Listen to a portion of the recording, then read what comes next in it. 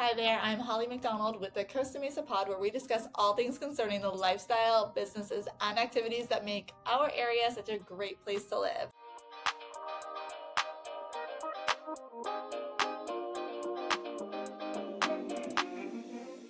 Today I have Kevin with me, and Kevin is amazing.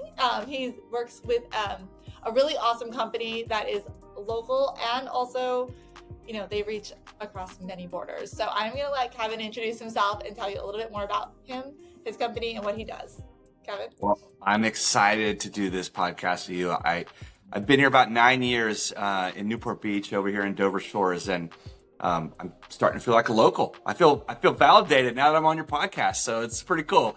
We're a Paramount Residential Mortgage Group. We're a lender that's been around for almost 24 years.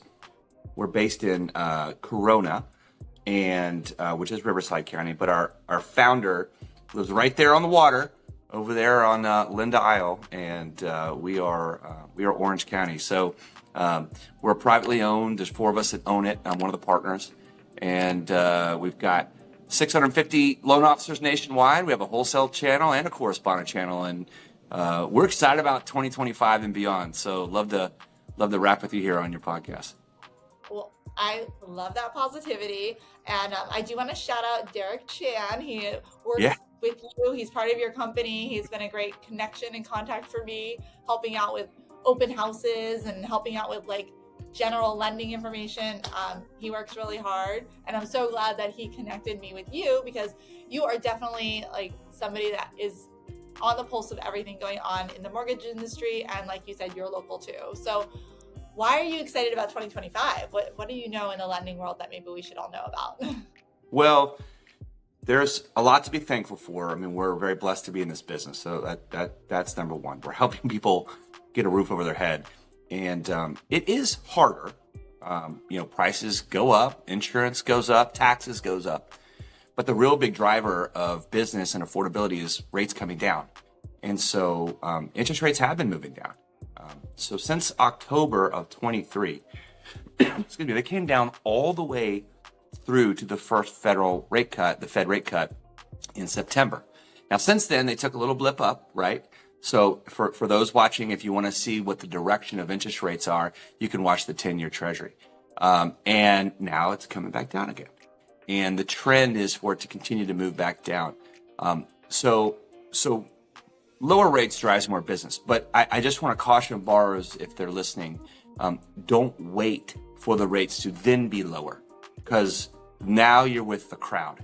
And now it's that much harder to get under contract, and it's that much harder to find property. So the idea is to try and get in early. And here we are taping in early December. I personally think like the next 6 weeks, the next, let's call it up until like the first or second week of January, this is the least competitive time to find a home. It's right now. And so people kind of hunker down. Even listings, people start to say, oh, well, I didn't sell it before Thanksgiving, so I want people trouncing through my house during the holidays, and then they come back out and relist later.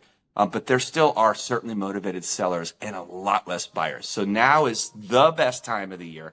I said that 2 years ago at this time, and I said it was your last best good chance to get a good deal on home prices. And home prices went up over 5% in that next year. A year ago, I said this is your second to last best good chance to get in the house.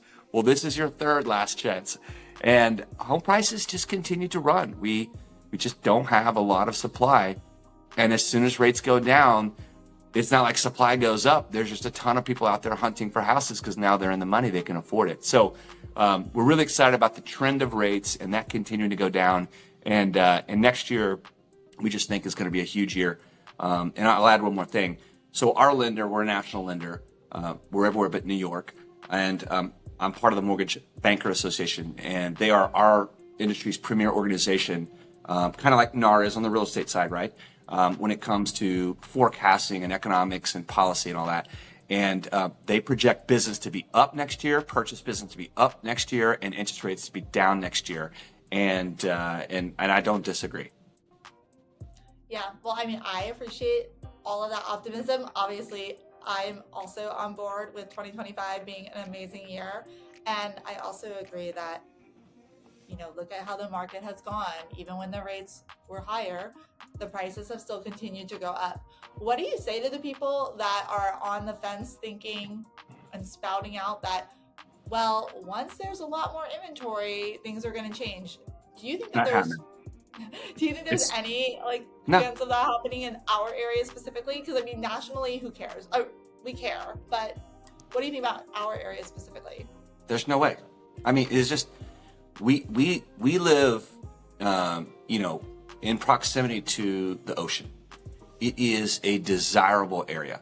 That and the only change, if any change, is going to be made is maybe some more erosion, so there'll be less land. But the proximity. I mean, you got to redo the beaches all the time, So there's just not land, and so I like to say this. So I don't know about you, but my first car sucked. Okay, so it was a starter car. I was just happy to get the 1989 Chevrolet Corsica with no automatic windows, no automatic locks. I didn't even have a CD player or a tape deck. I had radio only. It was terrible, 4-cylinder, and it was gold. But my dad bought it for me because it was all we could afford. And so a lot of times when you're renting and you're formulating your thoughts on trying to buy a house, you just think, well, I need to be around here where I'm at. And I got to tell you, there's a starter home just like there's your starter car. And sometimes you just have to move a little bit away from where you want to be to buy. Then you get in the door. You've opened the door. Now you're in the game. Now you're generating wealth. Now you are owning an appreciating asset. And so, unlike a car, which is a depreciating asset. So now that equity goes up over time, and at some point you sell the door or you take some cash out on it, and then you ladder up to the next house. That's how you get in the game. And if you want to talk about where we live, again, I'm not from here, but man, I know a lot of people here who's lives in their parents' houses and their parents help them buy the house they're in. And, there's a lot more of that. And that's not just for rich people. That is a generational way to pass wealth down to your children. And the way that they were able to do that is because they didn't rent. They bought something somewhere, maybe not the most desirable home, but they got in the game. They got the starter home. And I'm just telling you, every year you go by and rent, you are making a landlord rich. And so I know it's hard. I know the down payment is the biggest home ownership hurdle. It is, I don't, my parents didn't give me anything. I got the $4,000 '89 Corsica, and I got a college education. And then my dad was like, you're on your own. So I was very fortunate to have that. But it is a tough game to play in, and you just got to get in the game. Just find a way, even if you have to get the starter home a little bit away from where you really want to be. Yeah, I love that you mentioned that because, I always think back to my first starter home, which was actually the first place I bought was in Costa Mesa. And honestly, it was in a very, let's just say, less than desirable area. It literally sided to the 405. And I know some people like that, right? And when I lived there, I just told myself, look, it's not great to listen to the freeway noise 24/7. I'm just going to tell myself I am listening to the waves. It's like the beach. I just had to say something to keep myself upbeat about it, and also realize that, I love the beach, but just realizing that by getting in the door, I don't own that place anymore, but it's now worth over 3 times what I had initially paid for it. And even when I sold it, it was still up more than double. And that initial down payment, which had come in combination of money from a wedding and savings, was super, super hard to swallow that pill. It was a lot of money, right? But you make that back so many more times by the time you go to sell it. And then you have that as the down payment for your next place. Or in some cases, you can hold on to that place, which is awesome, and rent it out. And maybe you're in a fortunate position. Maybe you've had some good bonuses from work, or you've had other sources of money come your way, so you have the down payment for the next place. I think a lot of people are still kind of caught up in the mindset of you need to have 20% down, even though we know in the industry that's not the case anymore. There's lots of options for people. Yeah, well, it's funny you bring up the noise. there's been 2 planes that have passed. I'm in the flight path of John Wayne, right? And so I had to sign a disclosure when I got here. I bought this house 9 years ago. And so I too think of it as like a soothing sound machine. I actually like flying. I fly about half my life, literally. I'm on the road a lot. But we lived in downtown Fort Lauderdale before we moved here. I'm from north of Dallas. My wife is from north of Detroit. And when we were in Fort Lauderdale, there was a train that we would hear every morning at like 3 or 4 a.m. coming from Port Everglades, loaded with all the stuff from the ports. And so you just get used to it. You get earplugs, you eye mask, get all the things, or you just deal with it, right? So you give really good advice on the 20% down, because that is a humongous myth. That comes from if you put 20% down on a conforming loan, a Fannie Mae or Freddie Mac loan, you would not have to also pay mortgage insurance. But that's not a bad thing. And you can get a 3.5% loan down through Fannie, Freddie, or even an FHA loan. And by the way, they all just raised their loan amounts. So now the loan amount conforming limit is I think it's $806,550 or something like that, $806,000. So if you got $1 million house and put 20% down, you're there with the $800,000 loan. Well, I'm not advocating. I'm just using that for quick math. But but there is obviously more lending available. And then if you're in a high balance area, that number is even higher than that you could borrow. So whether it's Derek or anyone else at Paramount Residential Mortgage Group or anyone that you trust, get a trusted advisor that can help you manage your debts. And even if you're, a year out from getting a home, get your finances in order. Kind of understand, before you go hang out with Holly or any of her teammates to go look at houses, make sure you know what you can afford. You know your budget. There's a path. You may have to have your credit restored between then and now. You may have to save up a certain amount for down payment. You may need to sell the car and not have that car payment, and until after you close and get your debt to income ratio in order. And so pre-planning ahead of time is just a very smart move. And I know a lot of people really aren't motivated to do it until they're like, okay, now I'm ready to buy. But you may not be ready to buy financially. And so, I love that you and Derek were teaming together on that, and working the open houses. But that's the approach. That's the right approach. Get your financial affairs in order. Yeah, I love that you were bringing some of those points to light, because I do think I see it all the time. I host open houses almost every single weekend, and so many people come through, and I can appreciate the fact that they want to come in and see what the homes look like and see what does it look like to buy a home at this price.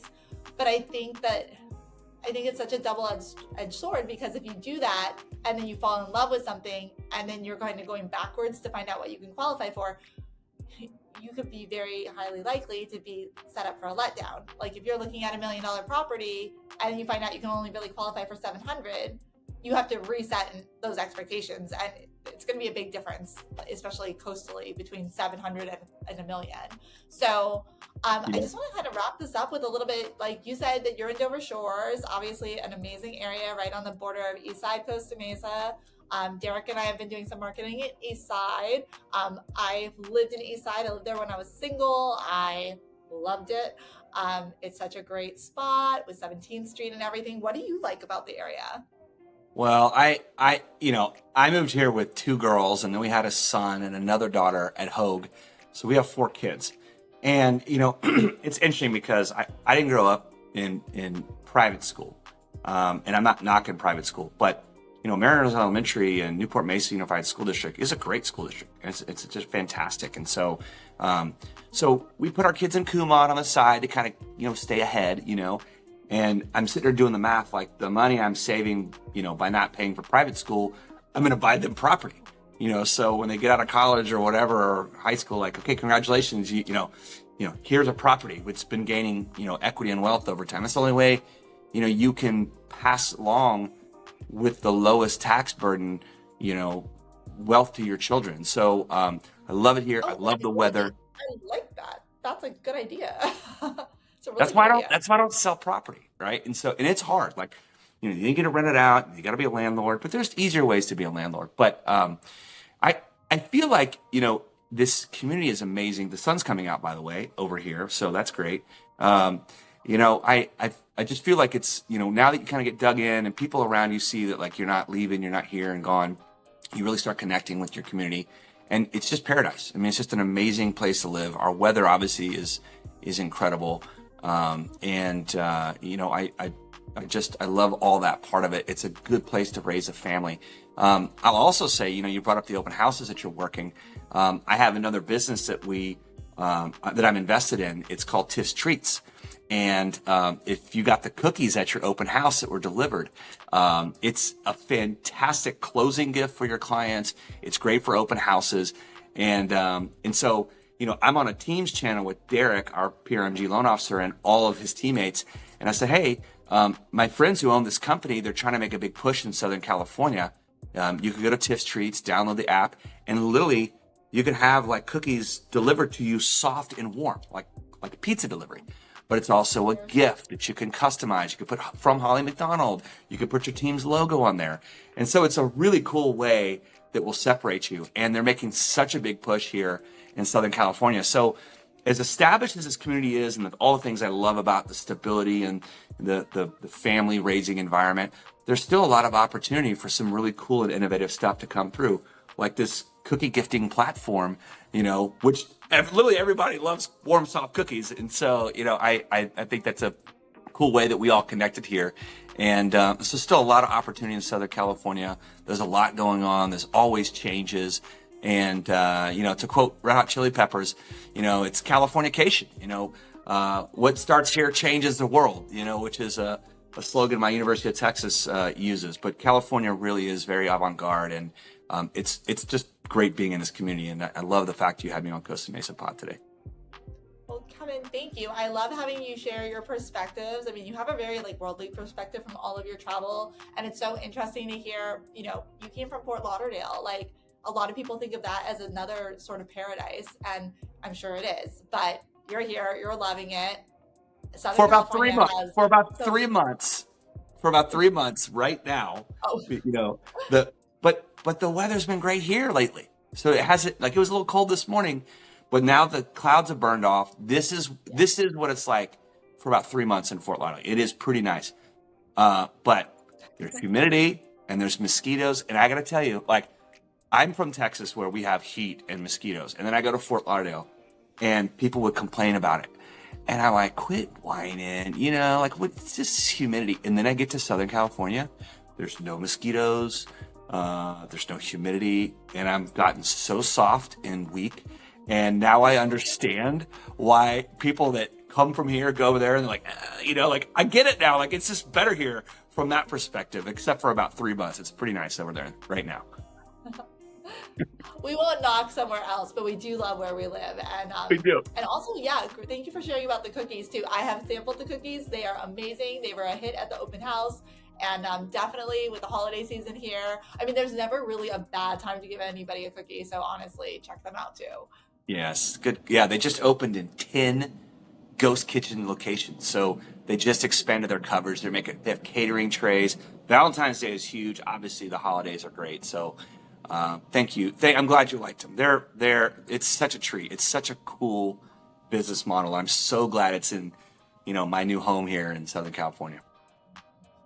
Well, Kevin, thanks again for being on the podcast and sharing some information about everything from the market and to the cookies, everything in between. It was a pleasure to have you. Thank you, Holly.